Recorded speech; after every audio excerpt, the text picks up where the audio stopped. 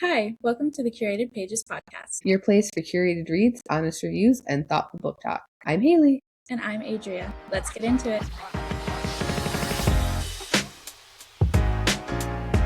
So, on to our current reads. We are actually reading the same book this week. We are reading Dungeon Crawler Carl by Matt Dinniman. That's how you say it? Yes. Dinniman? Yeah, Matt Dinniman. So, a little bit about this book that neither of us is really, this isn't really our normal genre. Nope. The book is basically aliens take over the earth and turn it into this giant survival game that's televised across the galaxy. There's a dungeon that goes underneath the ground, and as you go further deeper down into the dungeon, the levels get harder and there's less and less people. And I mean, this sounds insane, but it's been really fun to read so far. I don't know about Adria, but I have not expected to like it as much as I have. I think it's super fast paced. It has humor sprinkled in there. If you like sci-fi, fantasy, video games, this will be right up your alley. Yeah, I was so excited to start this. I was also really nervous though. I went into this, I'm like, I am not a huge video game person. This is gonna be new to me. This is kind of weird, but I've just been devouring it. My bookmark isn't in the right spot because I listened to audiobooks. I'm almost at part 2, but I feel like this is. Oh yeah, so you got well ahead of me. In my opinion, this feels a lot like The Hunger Games meets Aliens and Dungeons and Dragons. I play D&D with some of my friends, but I think it's super fun. I don't have much experience with games, but I've played a little bit of Hogwarts Legacy and Jedi Fallen Order and a few other ones with my fiance. So I knew some of the terminology going into it, and obviously from playing D&D, like I knew some of that going into it too. But I think the story is so absurd and so ridiculous and so funny that it just makes it so engaging. Like I said, I don't normally read books like this. It's definitely new to me, but I'm just absolutely loving it. Same here. This is not my normal whatsoever. I'm not even going to lie. I was at the bookstore, and the only reason why I picked this up was because they had the whole series out, and all the covers were bright neon colors. And I go, oh, that's so pretty. I wanna read that. And so I figured out which the first book was, and I read the inside, and I go, not my normal, but this actually sounds good, and like I'd like it. I don't really do a lot of fantasy. I don't do sci-fi. The most video games that I've played is Super Mario Brothers and Donkey Kong. So the terminology is a little, I'm getting used to it, but it's not so much that like I don't understand what's going on. I have friends that play D&D, but I've never actually played it. So some of the terminology is a little like, oh, what's that? But it doesn't make it too hard to follow the story, if that makes sense. Yeah, I'm loving reading it though. It's been a lot of fun. And I'm excited to see how the second half's going to go. And I think there's 7 books total in this series, if anyone is interested in also reading this book. I'm reading it a lot faster than I feel like I normally do. And it's faster paced, but you're still getting all the details in there. And it's not slowing down in any way that's making it boring for me. It's keeping that steady pace that's keeping me engaged, keeping me interested. So now on to our book reviews segment. This time we decided to do a review of 3 different series because we only have one current read since we're doing a buddy read. So our first series is going to be one that we both really love, and that is Harry Potter. We both grabbed our favorite of the series, and we're going to be talking about those. Mine's the 7th. I don't have the dust cover anymore. But so for me, my favorite is Order of the Phoenix, which is a hot take, but I will happily be the only person with this as our favorite, and I will stand by it. So, quick little synopsis. The Harry Potter series follows Harry Potter, obviously, who is an orphan, and he learns on his 11th birthday that he's a wizard. As he grows older, he continues to face increasing danger as the dark wizard Voldemort returns to power. There's a huge theme of love and courage and family and friendship throughout the entire series. I think it is amazing. It starts off as more of a children's series, and then as you get to about book 4, it starts becoming more young adult, which I really like. as you get older, the series gets more mature. Yeah, I felt that too. I felt like it kind of grew with like the age demographic that it kind of started with. Like it came out when we were younger, but then as we got older, I feel like it matured with us. So, Haley, you said that your favorite was the seventh book. Could you tell me a bit about that? Why that one's your favorite? Yeah. So I've reread the series, I think like 2 times, but I've tried to reread it more times than that. And I get to the 5th book and it just like slows down for me. And it's the 5th book is the hardest book for me to get through.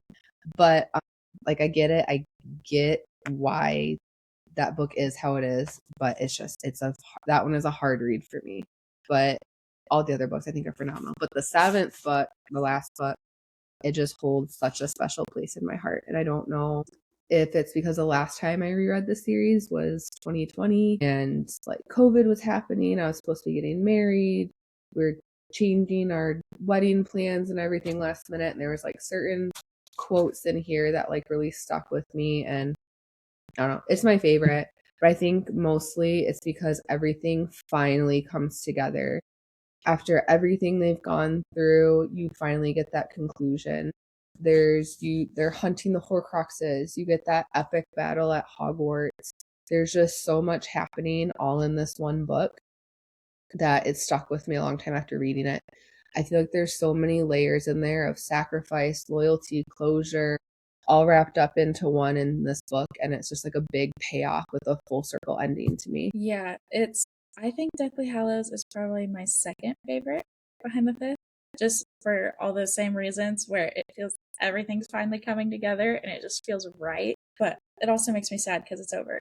So that's why it's not my favorite, is because I just don't want it to end. Makes sense. For me, like I said, my favorite is Order of the Phoenix, which is the 5th book that gets a lot of hate because it is just, I will agree, it's slow. Harry's kind of annoying. I agree and I understand. But I love long books, like so much. And that's why it doesn't surprise me that the longest book in the series is my favorite.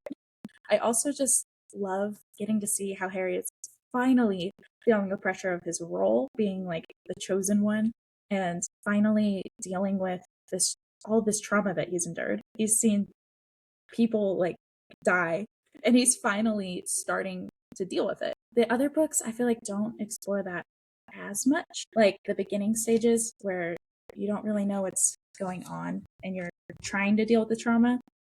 Like later ones, it's more the closure of the trauma. This is like getting into the meat of it, if that makes sense. We see him when he's all angsty throughout the book, trying to navigate everything.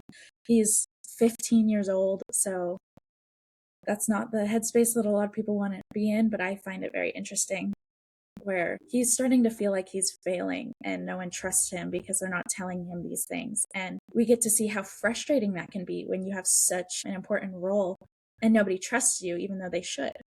So we get to lean into all of his emotions. And I feel like this book makes me feel things where I feel Harry's frustration and I feel like I connect with it more because of that.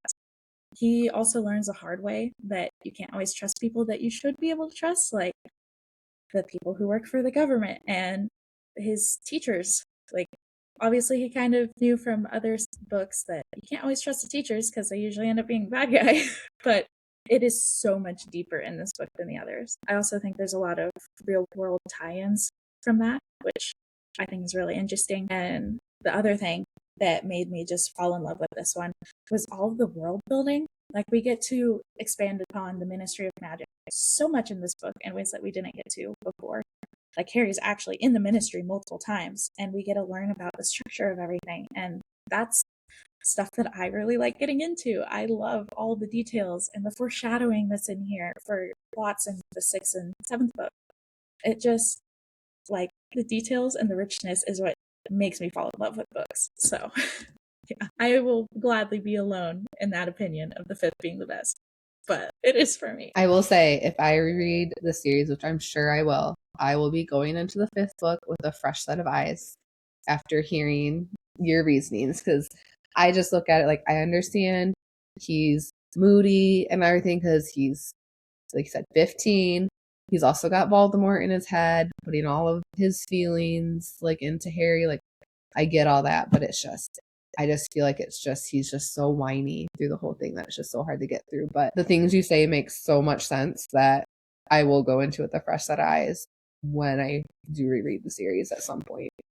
Because I don't know how many illustrated books there are. I got the first one for my son's like baby shower. So I think I have like 1 through 4. I don't know if they come out the 5th one. Then I know there was kind of like they lost the illustrator. So I don't know if they're going to continue making them or not. But I know once my son gets old enough to read these, I do want to read them with him. So I will be rereading this at some point. So I'm excited for that. And yeah. They're making new illustrated ones right now. They just came out with the 4th one a while. I have them on my shelf up there, 1 through 4.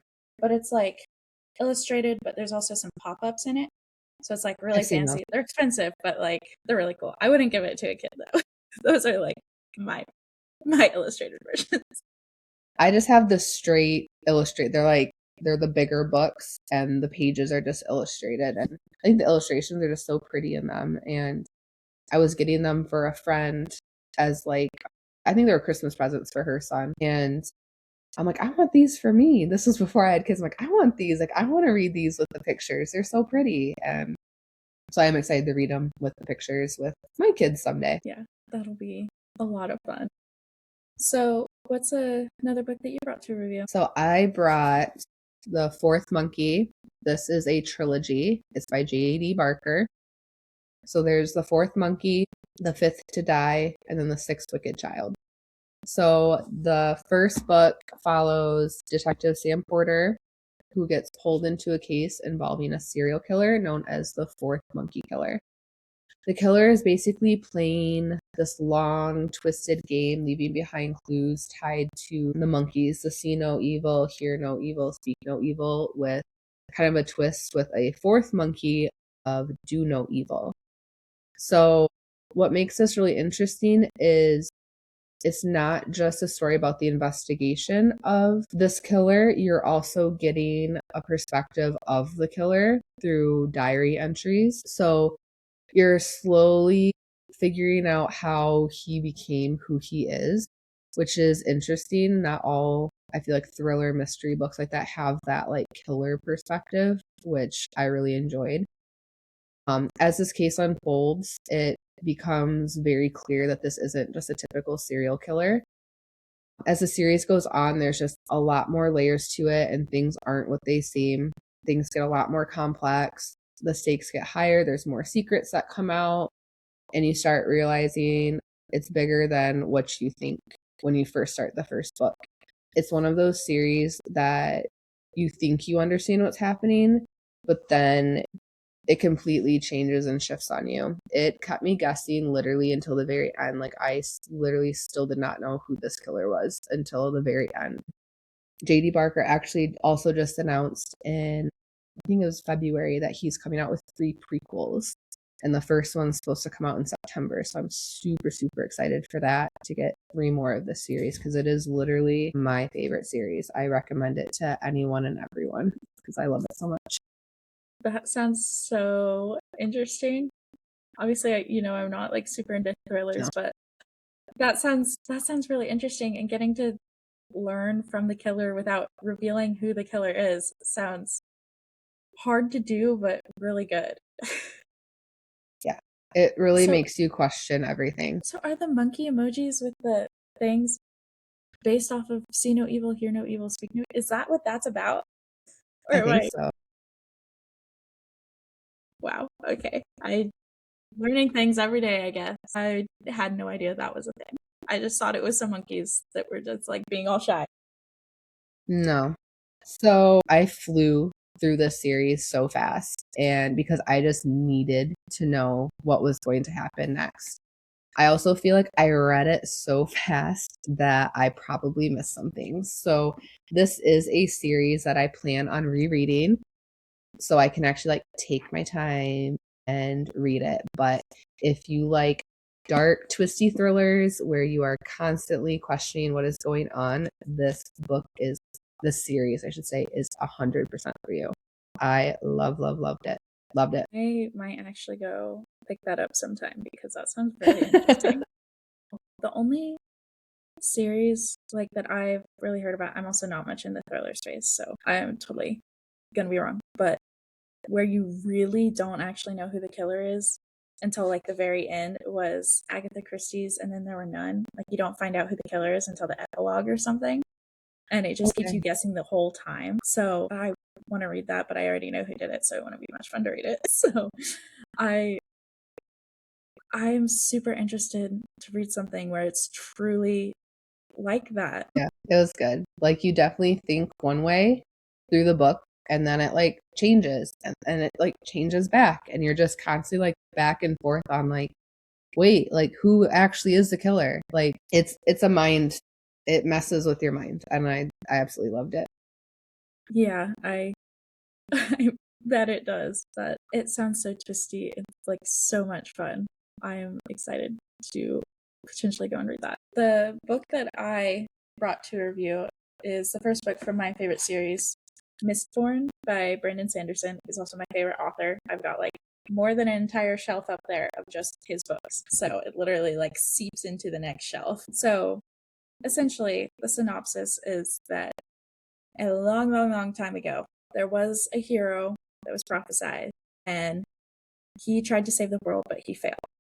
Ever since, the world has been just this wasteland of ash and mist that is controlled by this immortal Lord Ruler, as he's called. But despite his oppression, there is always still hope. And there's this new uprising that is forming, and a bunch of unlikely people who really shouldn't be able to overthrow, like, an emperor band together to try and do that. And we follow one of them. Her name is Ben. She's like 16 years old and she's a street urchin. Like she should have no power whatsoever, but she has some special powers of being there's Mistborns and Mistings, and she is one of those, and she has to learn how to navigate it and train and everything. And it is so cool. I flew through this book. It is like I think it's almost 700 pages. Yeah, it's almost 700 pages, and I read it so freaking fast. It was so good. Yeah, so I absolutely love the trilogy, and from the very beginning, the world building is just incredible. Brandon Sanderson writes like nobody else, in my opinion. The magic system is so detailed and so creative, where it feels like you know all the details of how to do it. Like if you had the ability, you could cast because you know so much information about it. And I think it was just done very, very well. He did an amazing job creating a world that felt dark and oppressive while still giving that story like a bunch of hope and keeping the momentum going without feeling like all hope is lost, if you know what I mean. What really made it stand out even more though was the characters. The character growth between some of the characters throughout the series was really compelling, and I became deeply invested, like mentally and emotionally invested in their survival, their sacrifices, all their relationships, and just their overall journey. Each book, even though it's like an entire kingdom, like the stakes of an entire kingdom, each book manages to raise the stakes even more. And there's so many sacrifices. A lot of people die. It's very sad, but it is so good. I was surprised until the very, very end. There's so many twists, and there's just so much heart and detail and emotion in this story that I fell in love. Like there's nothing that can top it, even his other series. So, yeah. That sounds amazing. I love stories with like character growth and development like that. Like there's certain stories that I've read that's like you start out like hating a character, but then there's such good like character growth that you start to like love them. And I love stories like that. And I think the way you were saying that he just builds these worlds, like I like when I read, it's almost like I have like I'm looking at a picture almost. So I do like authors that can make that so it's just so easily like for me to imagine in my head as I'm reading. And that sounds not my normal what I would read, but does he have any like standalone books? Yeah, there's a couple. There's Warbreaker and Elantris, but I feel like Warbreaker would probably be the best one to just jump into I feel like it's got a really good writing style, and the characters that you follow are so freaking interesting, and the magic system is so weird. It's so cool. If you're gonna like jump into the Cosmere, there's a few different entry points, but it depends on if you want to just like nosedive and be gone for a month of only Cosmere. Probably more, probably like a year of only Cosmere. I've had to space it out. Or if you just want like to dip your toes in. So there's that's what I'm thinking more. Just like dip my toes in this author, because you've said some really interesting things about him that I'm interested in him as an author, but I don't know if I'm ready to do a big series. So that's good to know that he has some standalone books. Yeah, if you're wanting to dip your toes in, start with Warbreaker. That is probably the best. And then if you're like, oh my gosh, I love his books, I need to keep reading more, I have a reading order for you to follow. Okay, that sounds good. Because hold on, it's ridiculous. Like, I've got, not all of this is Cosmere, but this is a list of all of his books for the most part. Oh my like, gosh. This top section is all Cosmere, like these two. That's all Cosmere. Oh my gosh. So I love how you just pulled that out too. I'm not even like halfway through the Cosmere yet. Okay. And I've been very, very slowly ticking away at it since 2023. Oh wow. But I haven't, it's only been these past 2 years that past year and a half that I've actually been really reading. So yeah, it's a lot. It's hard with littles. Like, I read all the time, and then after I had my son, I didn't have as much time to read or anything anymore. And then once he got a little bit older, I got back into reading again, but then I got pregnant with my daughter, and then I'm just now able to get back into reading again because she's a little bit older again, and not as, I mean, she's still needy, but not as needy as like an infant newborn. So I'm having more time there. She's not waking up as much at night anymore. So it's like I have that time to read at night, because that's like my me time is at night. And I was literally like, all right, she's in bed, but I need to go to bed because I don't know what time she's going to wake up. So don't have time to read because I'm too tired. So I'm finally back to where I can read books again, and I love it. Before having Wesley and right after having him, I read maybe like 3 books a year. And then 2025, I was like, you know what? I am going to have a hobby. I am determined to read. And I read 51 books last year. So I was determined. And that's when I just started flying through Cosmere, got almost halfway. Almost halfway. And this year I'm reading Dungeon Crawler Carl is my 20th this year. So I'm flying now that I'm like really into it. So yeah. I think this is only like my 5th book this year. She was still not sleeping great up until like January, and then we all got sick basically the entire month of February. So now it's like, okay, the weather's starting to get nice. We're actually like all healthy. And so I think I only read like 1 or 2 books in January, and I flew through our February book club read within like 2 days. And then it was just kind of like I had like a lull for like a second. And then, yeah, but now I'm on to this, and I'm loving this book, and I'm hoping that it's a series that I'm going to like and keep reading because it's very interesting. I'm curious where it's going to go. Because, I mean, there's 7 books. So, I mean, he clearly makes it pretty far in this dungeon. But yeah. And 5 books in a year and it's only April, is not anything to be like, I don't know. Some people are weird about how much people read in a year. They're like, if you haven't read so and so many books, you aren't a reader, or you've read that many books, that's not even possible. And I'm just like, if you're reading, the average amount of books is 1 book a year. So if you're reading more than that, props to you. I feel like on my Goodreads, I always had it as my goal at like at least 10, and I didn't make it quite a few years. But this year, I think I will. I also have the goal this year. I don't know if it'll actually happen, but with the pace I'm going right now, I'm hoping it will. I'm doing the like A to Z challenge. I want to have 1 book for each letter of the alphabet this year. So that's one little goal I have for myself this year. Yeah. I'm also doing one of those. I have it in my reading journal. But I think it's so fun and neat just to have like not just a number goal, but like an interesting goal, you know? Okay, so keeping with our serious discussion, the whole reason we decided to review an entire series is because Today we want to discuss our favorite series and why they work, in our opinion. Yeah. So I am one that loves books with multiple points of view. I don't like too many. Like my husband's wife, each chapter was from a different character's point of view. I think there's maybe like 4 or 5 perspectives, which I thought was fine and it kept it interesting. But this does the kind of 2 perspectives, with it being like the detective and then the murder, the serial killer. So I feel like this series does that really well with the 2 perspectives, but keeping it cohesive.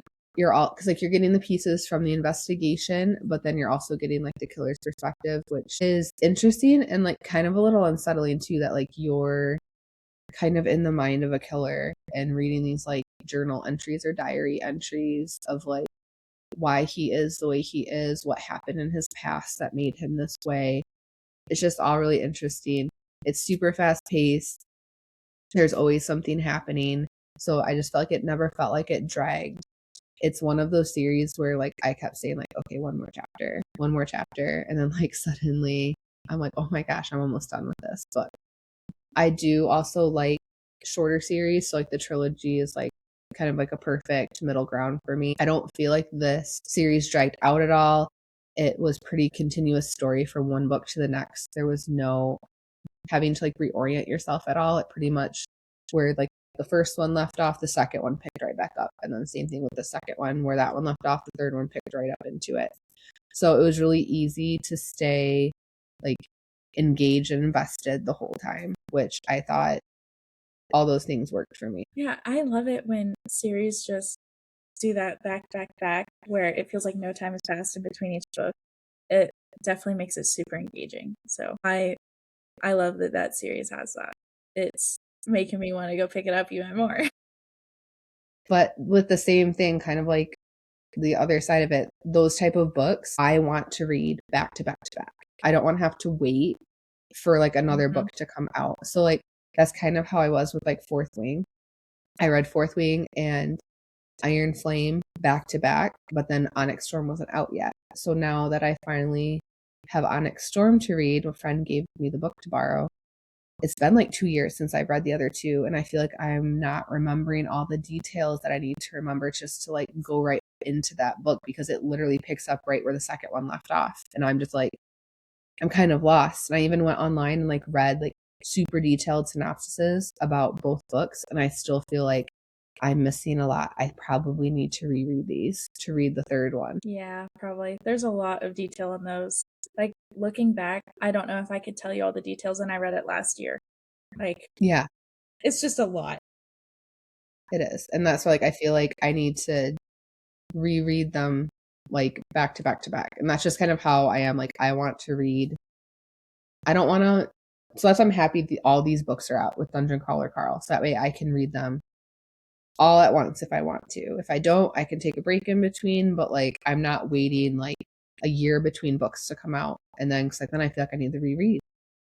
It's like movies or TV shows. I'm the same way. Like I need to rewatch the whole series up until the new season because I don't remember what all happened. Yeah, I get what you mean. Yeah. So with Mistborn, what made Mistborn one of my favorite series is how strong every single part of the story feels. I love hard magic systems, and this definitely has that because it has clear rules and limitations, and it just makes it very exciting and easy to understand, and it's very, very satisfying. Allomancy, which is the magic system here, feels very creative and balanced with what you can do with it. It's not super overpowered, but it's not like useless, if you know what I mean. Especially during fight scenes, because of how detailed it is, you can really see how everything plays out, and it makes it really easy to visualize what is going on and what they're doing. And I just love that. Like I said earlier, I loved how detailed the world building is, and just details is what I love. You are a details person. Yes, which makes everything on my shelves make sense. Everything is just feels so developed and complex, and I was just so invested. I loved it, which is like why it clicked for me. Yeah, that sounds amazing. I love, like you said, that he did all this work with all this detail work that like there's a battle scene and you can so easily see what is happening. Like that's what I said, like for me when I'm reading, when I'm really into a book, it's like a movie's playing in my mind as I'm reading. And I visualize everything. So I like that detail work too, because like I want to be able to visualize what's happening, what's going on. Yeah, and I think one of the cool things he does from a storytelling perspective is that instead of just like going through a training sequence of figuring out how the magic works, he starts most of it off with a fight scene. So the character is already knows how the magic system works, starts off by fighting people and explaining in his head what is going on. So you're getting like a step by step of what is happening while he's fighting, but it doesn't feel like you're being taught or lectured at. It just it flows very, very well. That all sounds super interesting. So your favorite series is a trilogy, but do you have a specific length of a series or a book length that you prefer when picking out books? So I definitely prefer, like I said, the shorter series, like a trilogy. Like that's kind of like my perfect like sweet spot. But like I said, I think Harry Potter, and if I finish this Dungeon Crawler Carl series, those will be like my two longest series. That's 7 books. And that's kind of my max. Like I don't really want to go more than 7, and it's not something I would want to do all the time with a series because there's so many other authors and other books that I want to read that I don't want to be like tied down to one author in one series for however many books. So I feel like I wouldn't want to go more than 7, maybe 8 books. And that would have to be like, okay, I did this 8-book series this year and now a couple years go by. Okay, now I can read another series that long, but I don't think I could that be my only thing I read, like series that long. So I definitely like trilogies. They're like short, sweet. They're still a series. They're not just a standalone book, but so you still get that series feel, but not having to commit to like 7, 10 books or whatever of like a longer series. Yeah, I get that. I think I'm a lot more flexible just because I read fast. So I also have like a specific way that I space it out so that I don't rush it, but I can also read other stuff. You know what I'm talking about? Mm-hmm. Yeah. So like try and do one book from each series a month. That way I can read this book from this series and this one, and then maybe some standalones, and the next book I continue on with it is usually what I tend to do. Just because otherwise I would be reading one series all at once and it would take forever. So I get what that one. mean. But usually I like books that are or series that are at least 3 books long. If it's a series like duologies, I don't think I've ever really read a duology. I'm gonna be honest. I don't think I have. Sometimes I'll do a trilogy. It's usually a bit rarer though. Like this one, it's a trilogy, but they're also each almost 700 pages long. So when it's a short series, it's usually because they're long books. Yeah. Or I have a lot of long series, like Throne of Glass. I think that's, I don't know, probably like 8 books. All of the Cosmere, I kind of count as one series, even though it's a bunch of small series all together. There's Harry Potter. I don't know if you can see it, but I have Wheel of Time. Like it's a lot of long series that I just go headfirst into. Usually I try not to go over 7 books, but sometimes I'm just a little more lenient. I'm just like, you know what? Whatever. I think that when a book is short, I finish it so fast that I feel like I didn't get to spend as much time with the characters. And I think that's why I usually gravitate towards long books. Because if I really like the characters, I want as much time with them as I can get. And with a short book, it's over so fast and I just miss it. So that makes sense. You get really like invested in the characters. So the longer books, you get your characters for a longer amount of time. And yeah, I get that. Yeah. So next question. When picking out a series, how many point of views do you like? And do you prefer first, third, something else? So, like I've said before, I do prefer multiple points of view. I feel like it keeps the book interesting and keeps me like focused on it and engaged in it. And like I said, my husband's wife, each chapter was from a different character's perspective. Like the story kept going. It never went backwards, but it just continued going with a new person's perspective. And I think that's kind of another reason why I finished it so quickly. It was just because the chapters were really short, and then each chapter was like a new person that you were reading it through their eyes, and I really liked that. I feel like I read mostly first person, but I do also like third person as well. Because it's kind of like, I don't know, when I'm first person, I'm kind of like imagining as them, but with like a third person, it's kind of almost like I'm watching it all happen, like a movie. And so I do like third person as well.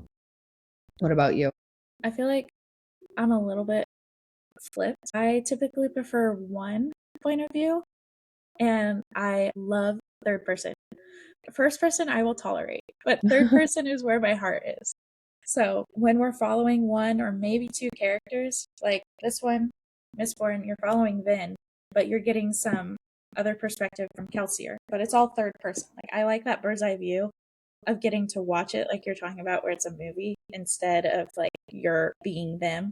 So I think multiple point of views can be really interesting. Like you were talking about with my husband's wife, with how fast paced it felt because you're constantly switching back and forth. I think that can be really interesting. I bet that probably works better with fast paced stories like thrillers or other ones. I'm sure you have some insight on that. But with fantasies and everything that I read, I typically just like the one person. That makes sense. So then, kind of going off of that, what type of pacing do you like in a book? When you pick up a book, what kind of pacing are you expecting? I'd say between fast and slow pacing, I think I'm pretty much in the middle. I want all of the little details that come with a slow pace, but I also like lots of action. So that's why I like Brandon Sanderson, because he's got a lot of that just stuffed into his books. And I feel like it just adds so much of what I love, but I also don't get bored of it because there's still plot actually happening. It's not like a character study that's really slow and it's just detail, if you know what I mean. So, Yeah. what about you? What do you prefer? For me, I definitely prefer faster pace. I like what you said, like medium pace, because I do want like detail in there. I don't want it to just be like, oh, there's like no substance to this book, but it's such a fast read. Like I want there to be that detail work so I can, like I said, imagine it in my head, the scenes, what's happening. I want to be able to visualize that. So like I want that detail, but I also like faster pace reads because I want to keep reading. I feel like when books start to like slow down or drag, I very quickly lose interest. And then it's really hard for me to like get myself to either finish the book or continue reading because I've gotten into kind of lags like that where I'm reading a book and it's just not, I'm just not feeling it, but like I want to finish it, but it's slow and it's dragging on. And then it just kind of ruins books for me for like a little bit because then it's just like, I don't even know where to go from here because that book was so slow and I didn't enjoy it. It's like I don't even know where to go from here. And it's like also on the flip side of that, sometimes when I read like a really, really fast paced thriller and then I go to like a different book, I'm like, wow, this is boring compared to the book I just read. But I do prefer more fast pace. I want to be able to stay invested in it and I want to keep my interest. When it slows down too much, it just loses me. I totally get that. I think it depends on the genre sometimes. Like thrillers, I feel like they kind of have to be fast paced because you want to keep going. Yeah. But other ones I feel like can afford to be a bit slower, like sci-fi or fantasy. So Yeah. And I feel like Dungeon Crawler Carl is kind of a good mix. Like it's fast paced, but you're getting a lot of detail work and you're getting a lot of like, I would say information, but like you're getting a lot of information because it's almost like you're learning how to play this game. It's not as fast paced as some of the books that I've read, but it's definitely a fast pace. It's keeping my interest, but also, like you said, building that world because there's this whole dungeon world that they're exploring. And yeah, it's been interesting. well, I think this has been a fascinating chat, but this is all the time we have for today. It's been recording time. It's been almost an hour somehow. Last time it was like half an hour, so probably should cut Well, it we short like chatting. here. Yes, we do. Thank you for listening to the Curated Pages podcast. If you like today's episode, be sure to follow, like, and subscribe. Until next time, Stay lost in the pages. Bye. bye.